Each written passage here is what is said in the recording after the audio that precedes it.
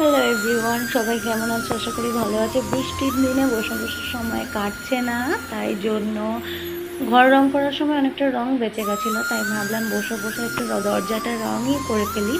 তো দেখতেই পাচ্ছ একা একা আমাকে রংটা গুলে দিল, আর আমি বসে বসে রংটা করছি। আর সবার শেষে কমেন্ট করে জানিও দরজাটা রং করে কেমন লাগছে।